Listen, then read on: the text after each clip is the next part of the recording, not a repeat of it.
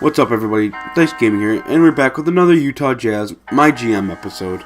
And here we are playing the first round of the playoffs against the Houston Rockets. This is game one, and as you see here, the Houston Rockets get off to a really strong start, and they're just really unstoppable. I'm expecting it to get swept in this series.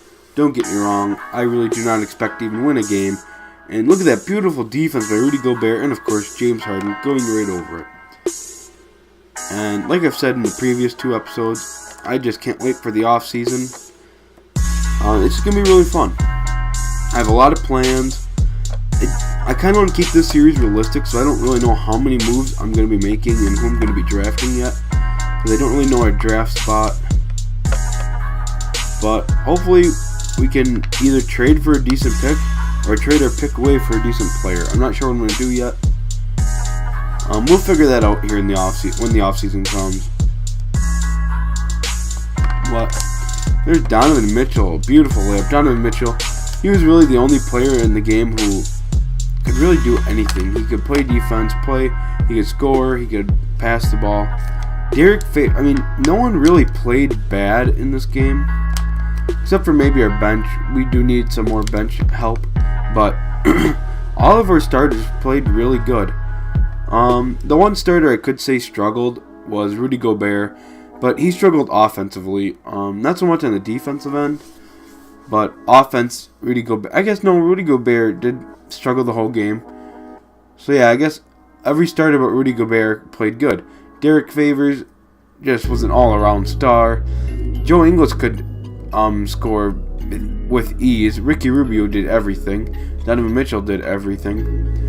So really our only starter that struggled was Rudy Gobert, who is our star player next to Donovan Mitchell, which is not a good thing. And there's Jay Crowder hitting a very rare three-pointer. Of course, I had to have that perfect release. And there's some of Gobert's highlights from the game. That play might have made him look really good, but I'm pretty sure he struggled this whole game. And there's Alec Burks. He's a great player off the bench. He can score. He's a big scorer. Missed a couple threes though, which is really disappointing. But he made all the layups that he drove into the paint and scored. And there's Ekpe Udoh showing off his defensive skill set. Donovan Mitchell, a corner three, of course. Donovan Mitchell doing everything, and yeah, like I said, I really do not expect to win. I don't even think we're going to win one game in this series. Hopefully I'm wrong about that, but you never know. Because this Utah Jazz team does play really well for not having the way I want them to be. Like, I just need that stretch four.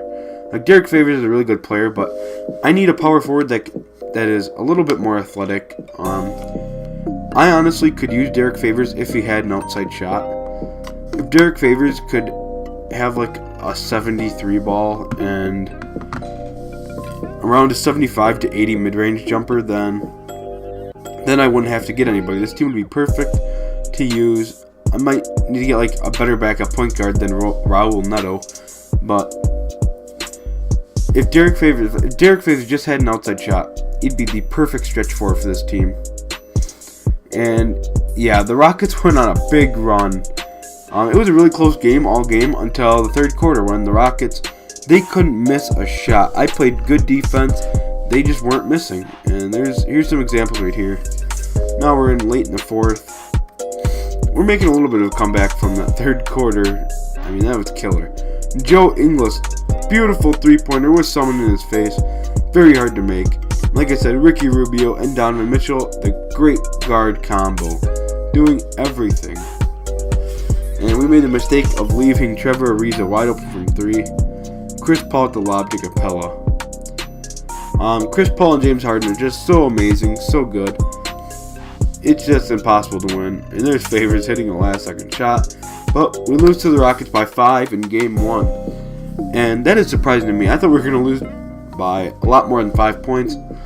But 5 points, that's great. Only losing by 5, that's pretty good. That's really good, actually. Look at these 3-point shooting from the Rockets. Just amazing. Capella doing great. The Rockets have an amazing bench too. But here's what our team did. Yeah, I hit a 3-pointer with Tony Bradley. Big rookie. That was surprising. Yeah, I see Gobert did struggle. 5 points, 7 boards, 1 assist, and 2 blocks with 4 turnovers. Gobert just, I don't know, he just could not play good. There's Ricky Rubio with a double-double. Joe Ingles played really good.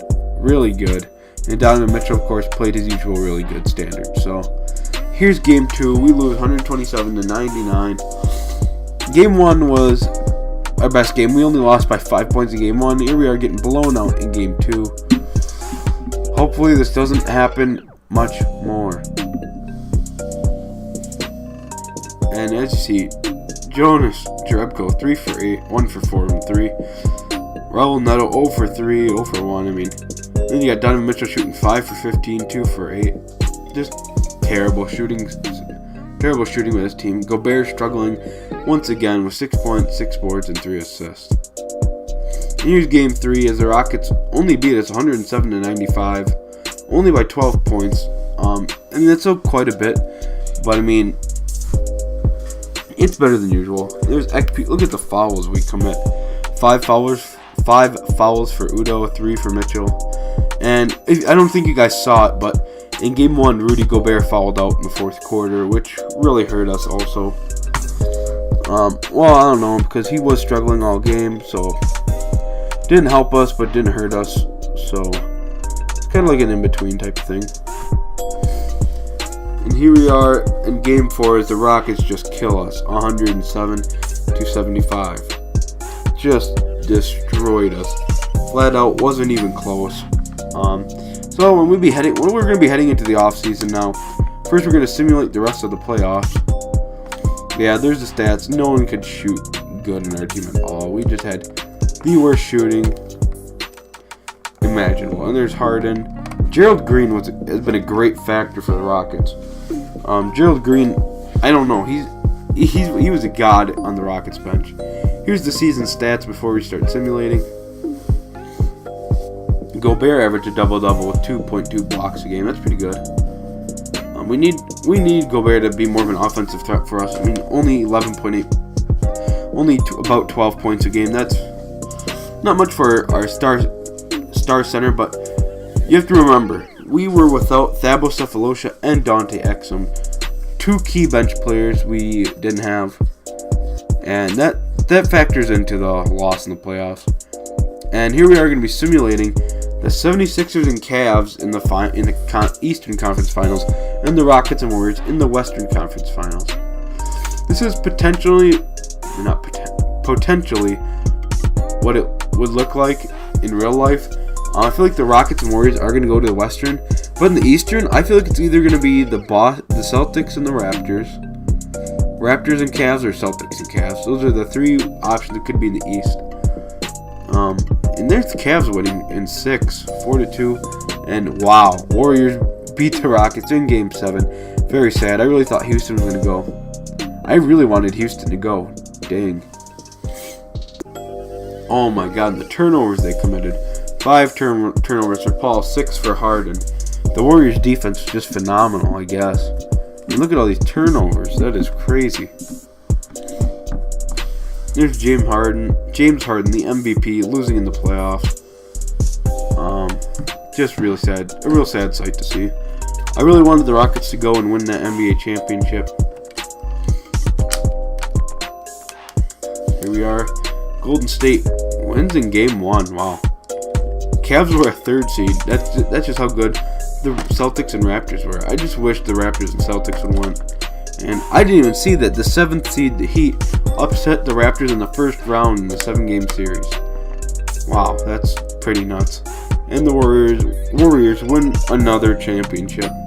Kevin Durant thinking he's all that. And well, guys, I'm going to say this is it for episode 1. Not episode 1. Episode 3 of the Utah Jazz, My GM. I will see you all in the next one.